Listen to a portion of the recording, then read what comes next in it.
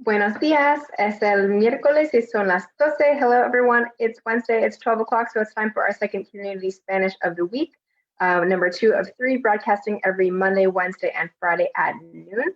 We also have our Community French going on every Tuesday and Thursday morning at 8:30, and our Children's French and Spanish going on every day, Children's French every day at 3 o'clock, and Children's Spanish every day at 3:30. So there's lots of programming there. And we also have things going on our Instagram as well. If you want to check that out, we also have Instagram Live for French and Portuguese happening. So we have content over there, and the lessons are a little bit different of a style than our Facebook lessons. So there's a lot of different variety and different also teacher personalities for you to check out. A couple of reminders before I get started on the lesson for today.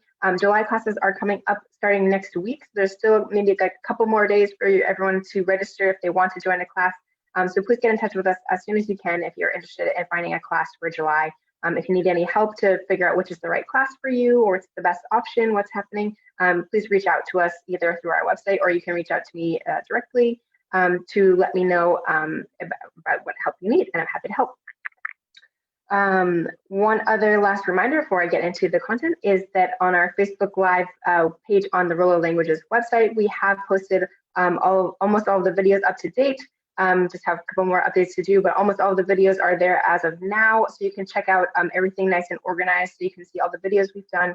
Click on the things that are most helpful for you to learn, and then just check out the extra exercises that we post along with the videos. So if you want to get some extra practice, you can do that there. So then without further ado, I'm going to get into our topic for today. We're going to be focusing on the verb tener, which is to have in Spanish. And not only as to have, but also as part of the expression to have to do something, like must do something. So we're going to be looking at some examples of that and then do a little bit of translation practice together. And then I'm going to post the remaining sentences to translate. So if you want to continue this exercise, to check it out on the website to practice those a little bit later. So, but first, let's get to the verb to have in Spanish, which is tener, as I mentioned, which I know we definitely mentioned in several previous videos, but we haven't looked at it explicitly. Just on its own. So we're going to do that today. So again, our verb tener means to have in Spanish. This is our kind of neutral form of the verb. So first we need to learn the conjugations, or the different forms that go with specific people. So por favor, repiten después de mí. So please repeat this after me. Yo tengo. Yo tengo.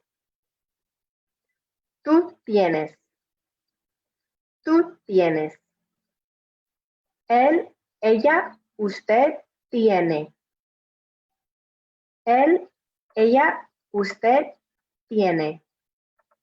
Nosotros tenemos. Nosotras tenemos. Vosotros tenéis. Vosotras tenéis. Ellos tienen. Ellas tienen. Ustedes tienen. So those are the forms of tener. So we have yo tengo, meaning I have. Tú tienes, you have. Él tiene, he has. Ella tiene, she has. Usted tiene, you, polite, have. Nosotros o nosotras, we tenemos, we have. Vosotros o vosotras tenéis. This is the you all in Spain. So you all have. And then the last one, ellos tienen, they have, or ellas tienen, they have. It's an all-female group. Or ustedes tienen is you all have. This is the you all we use in all the other countries outside of Spain to speak to a group of people. So those are the forms we have of tener. And so we have to, unfortunately, learn tener a little bit separately than our other verbs because it doesn't follow exactly the regular pattern. So we have to learn it on its own kind of anyway, in addition to learning it in the context of this expressions that we're going to learn in just a minute. The expressions using tener, as in some expressions with tener, and expressions using tener que, as in to do, have to do something. So we're going to learn some of these expressions together. So we have some examples already on the side before we get to seeing the list of expressions. Yo tengo un perro y un gato. I have a cat and a dog. So this is, just kind of simple possession. Tú tienes 25 años. Okay. So I would say in English, you are 25 years old. In Spanish, you have 25 years. Ella tiene que hacer la tarea. She has to do the homework. Tenemos frío, we are cold, literally we have cold. Tenés clase por la tarde, you have class in the afternoon. And the last one, ellas tienen mucha prisa. This is an expression to be in a hurry. So they are in a big hurry. But let's get to know these expressions more in detail. So we have, first case we have for tener is the simple kind of possession as we had from our example before with tener un perro y un gato. So to have a dog and a cat. So it's just things you have. This is probably the most straightforward use of this verb, tener. So for our possession. So for example, like tengo un coche nuevo. I have a new car. Tienes un hermano. You have a brother. And ellos tienen los libros de español. They have the Spanish books. Okay, so just objects we have in our possession. The next category we have is for edad or age. So this is the example we saw in the box above about speaking about how many, in English we say how old someone is, how many years old they are. But in Spanish, we have to say how many years they have. Okay. So for example, we have the question, ¿Cuántos años tienes tú? How old are you? Literally, how many years do you have? ¿Cuántos años tienes tú? And so for example, responses, yo tengo 15 años. I'm 15 years old, or literally, I have 15 years. Or speaking about someone else, Juan tiene 55 años. Juan has 55 years, or he is 55 years old. So that's the second way we can use the verb tener. So far we have the possession and then the age. Next group of things we have is from some specific expressions that use tener that often they're going to use to be in English, but they use to have in Spanish. So for example, we have tener hambre. This is a really useful expression. Tener hambre. So we would translate this as to be hungry, but literally in Spanish, it's to have hunger. So you have the thing. So tener hambre, and if you want to say, like, you can also quantify it, like how much hunger do you have? So tener mucha hambre would be you're very hungry. Tener poca hambre, you're just a little hungry. Tener bastante hambre, you have some amount of hunger. Okay? So we can often put a kind of extra quantity layer to this these expressions, and you can see some examples all down through this list. So we have first tener hambre, to be hungry, tener sed, to be thirsty, tener frío, to be cold, and literally to have cold, tener calor, meaning to be hot, to be overheated, okay. Tener miedo, to be afraid, literally to have fear, tener suerte, to have luck, to be lucky, tener prisa, to be in a hurry, to have hurry, like have rush. Okay. Tener sueño literally means to have dream. This means to be sleepy. This one we can kind of use pretty interchangeably with the expression estar cansado, which most of us know at this point for those of you who are kind of in your beginning levels of Spanish.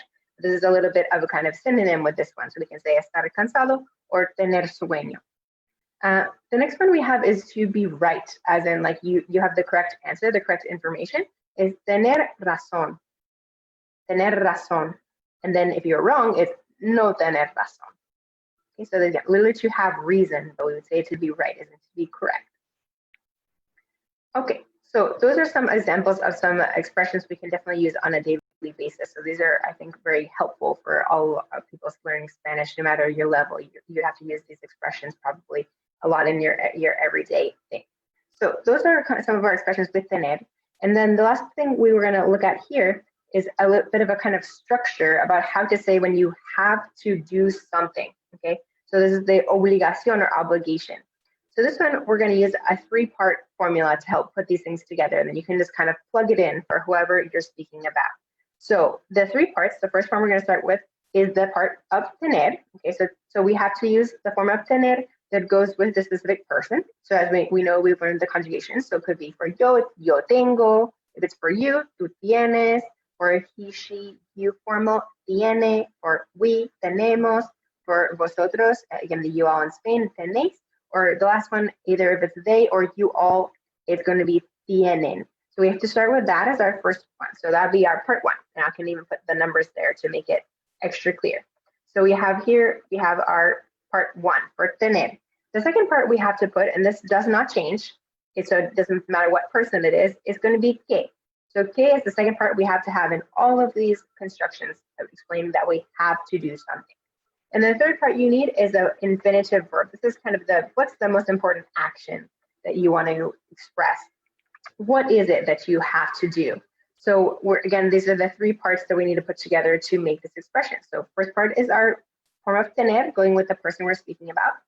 Second part is que, and the third part is the infinitive. So this is the kind of the form of the verb that's either going to end in AR, ER, or IR. And this is the to-do element of this. So I think the best way to make this clear is to look at some of the examples below.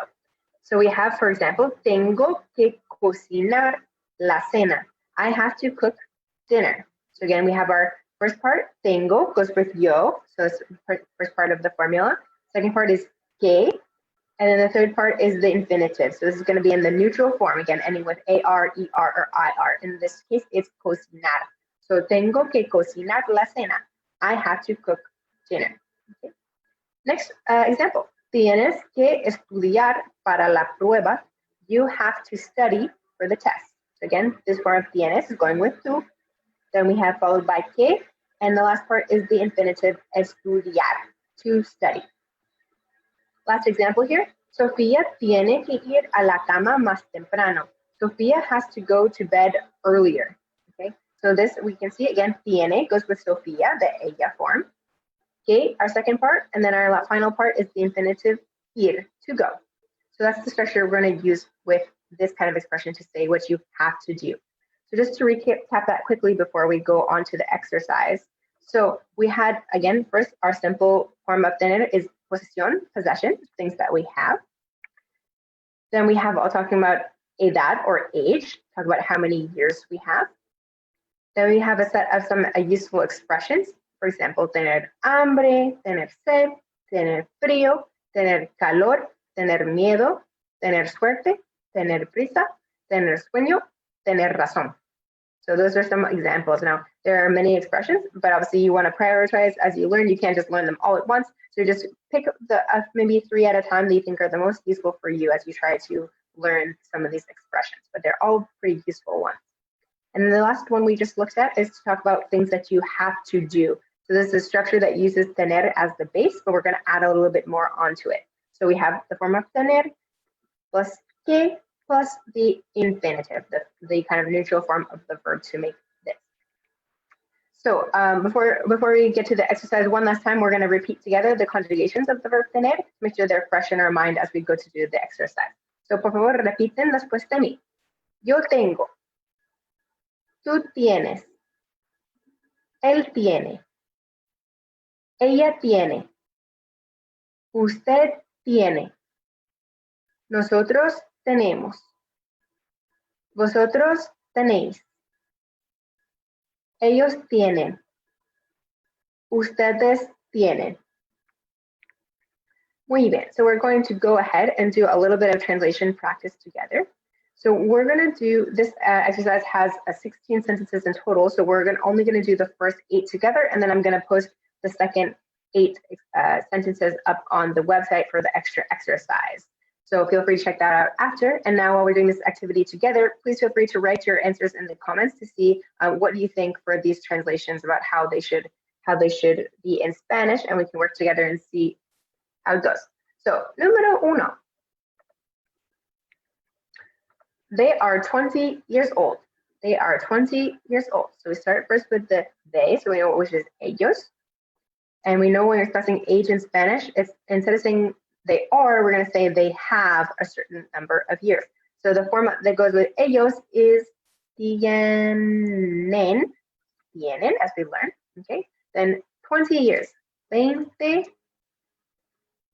años. So ellos tienen 20 años.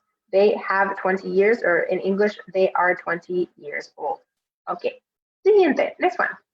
You and Mary have to see the movie. So this is down to that last group of expressions we looked at for the obligation. You have to do it. You have to see the movie. So you and Mary, tú y Mary, or we could say Maria if we're going to make this completely Spanish. Tú y Maria, okay? And so if you think about when we're saying you and Maria, now I'm speaking to you both. So I'm going to use the you all form, so the ustedes form, and that's going to be tienen, just like we had with the first one. So tú y Maria tienen, or if you were in Spain, you could also use the vosotros form to describe the you all. So we could also say tú y Maria tenéis if we were in Spain and we're using the vosotros form. But most of us were interested in learning Spanish that's outside of Spain. So we're going to use the ustedes, and that's tiene. So tú y María tienen. Remember, that's part one of our expression about how to say what you have to do. So first part is tener. The second part we have to put is que. And then we're going to put our last part, the part number 3, is the verb in the infinitive. So this is to see, which is ver in Spanish. So tú y María tienen que ver, and then the movie, la película. Or el film. Some people do say el film, but la película, I think, is a slightly more common word in Spanish for movies. So that's the go-to word. So tú y María tienen que ver la película. You and Mary have to see the movie. Okay, next one, número 3. Francisco has a new house in the woods. So Francisco, this is another possession. So Francisco, which we know is in general a man's name. So it's going to be the él form, the he form. So Francisco tiene, and then a new house. So una, and remembering that in Spanish, the adjective has to go after the noun. So we're going to say tiene una casa nueva. Not a nueva casa, pero tiene una casa nueva. And then in the woods, en el bosque. So Francisco tiene una casa nueva en el bosque. Okay, muy bien. Número 4. Your father and I have to go to the doctor. So your father and I. So remembering that this one is another combination of people. So we have to use, this is also going to be, this one, well, it's not ustedes because we're talking about ourselves. So your father and I, which makes we. Okay, so tu padre y yo. And so as we said, this is making the nosotros, right? Your father and I. So together it makes we. So we have to use the we form of tener, and that's going to be tenemos. Tu padre y yo tenemos, and then again, same structure that we saw in número 2. So we have to use the form of tener. In this case, we're using tenemos to go with nosotros, followed by the que, followed by our infinitive, which is to go, and in Spanish is ir, okay? And then to the doctor. So al médico, or if it's a female doctor, it would be a la médica. So we could also translate it that way. We don't know about this doctor, so I'll put both options. Tu padre y yo tenemos que ir al médico, remembering that the al represents a and el, making the contraction. If you need a little review on that, please feel free to check out that video on contractions that I made.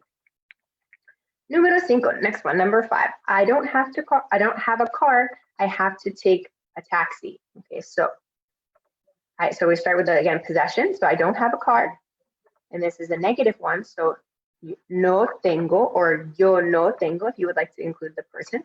Yo no tengo un coche or un carro. There are many words for car in Spanish, but coche and carro are probably the most common. So yo no tengo un coche, I have to take. So again, we have another obligation structure. So yo tengo, again, for I have, followed by que, part number 2, and part number 3 is our infinitive. So yo tengo que tomar un taxi. I don't have a car, I have to take a taxi. No tengo un coche, tengo que tomar un taxi. And the yo here is optional. You don't have to include the yo if you don't want to. You can just say no tengo un coche, tengo que tomar un taxi. It is optional. Okay, número 6. They are always right. Okay, this one, they are always right. To remember from our list of expressions, to be right is tener razón. Okay, so, and then this one, we also have to include the part for always. Okay, so always is one of those adverbs that usually goes in front of the verb it describes. Now, many adverbs go after the ones that they describe. So for example, one like mucho, usually mucho goes after the verb it describes, but siempre is a little bit unique in that it usually goes before the verb it describes. So for example, we would say ellos siempre, always, they siempre, and we have our expression tener razón. We have to make it agree with ellos, so it's going to be tienen razón. So ellos siempre tienen razón. They are always right. Again, with siempre going ahead of the verb being tener. Okay, dos más. We have 2 more to go before we wrap up for today. So número 7. It's Milagros' birthday. Now she is 57 years old. Okay, so we have, first one is not actually something with tener, but because we're just saying it is Milagros' birthday, so there's no tener here. So, es el cumpleaños. This one, most of us know this word, cumpleaños de Milagro. So now, ahora, ella, and then again, with the age, we're going to express saying you have a certain number of years. This is the ella form, so we're going to use the tiene. So, ahora ella tiene 57 años. So it's Milagros' birthday. Now she has 57 years, or she is 57 years old. Okay, muy bien. Número 8, the last one. There is a test on Monday. The students have to memorize the verbs. So first sentence here, again, there's no tener in the first sentence, but so there is, or there are, the word hay, okay, hay a test, un examen on Monday. El lunes, okay, hay un examen el lunes, and we have the students, los estudiantes, or los alumnos, depending on which vocabulary word you want to use. They have to memorize the verbs. So again, we're going to use the tener que and infinitive structure, the 3 parts. So we have los estudiantes, which is like saying the ellos form, right? The students is they, so ellos. So we're going to use tienen. And then followed by part number 2, our que. And the last part is our infinitive verb. In this case, is memorize. In Spanish, memorizar. So tienen que memorizar the verbs, los verbos. Okay. So hay un examen el lunes. Los estudiantes tienen que memorizar los verbos. Okay. Muy bien. So that's where we're going to leave it for today together. But again, as I said, I'm going to post the remaining sentences up on the website. So if you want to get a little bit extra practice to continue to work with this verb tener and its expressions, you're definitely welcome to do that. So that is all for today. I'll see you next on Friday for our final Community Spanish of this week. So, gracias y adiós.